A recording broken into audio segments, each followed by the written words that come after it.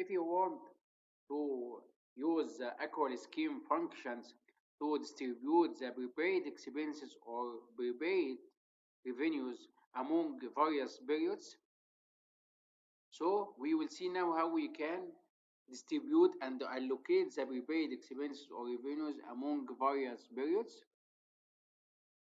In our example, for example, you paid rent expenses for 12,000 USD, and now you need to allocate this 12,000 USD among 12 months, which for 12 periods, 12 months. So we will consider that you already make the payment journal, which was before debit prepaid rent expenses, credit bank.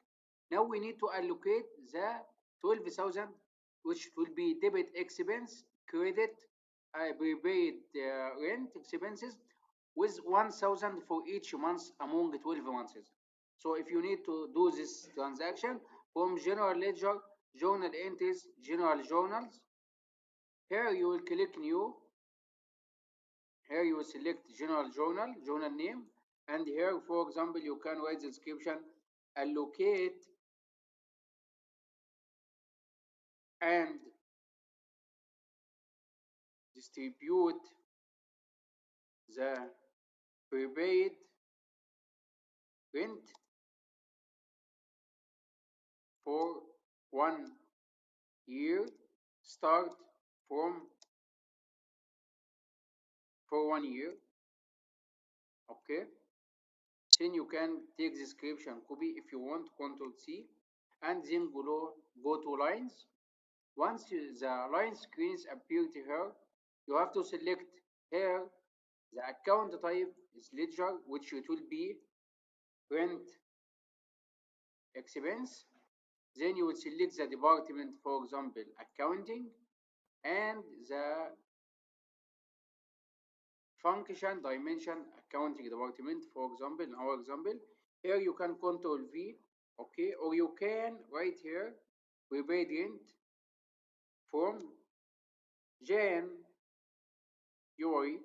2018 to December. Then you will put the amount in debit, which it will be equal 12,000. Okay, for the all amounts which you paid as advance payments before, as prepaid payments before to the vendor, debit the payment journal was debit prepayment, prepaid rent expenses, credit bank. Now we make the allocation. So we did the expense as a debit, and here in the offset here, offset account type is ledger, and here we will select prepaid rent expense. Okay, as we explained before, you have the options.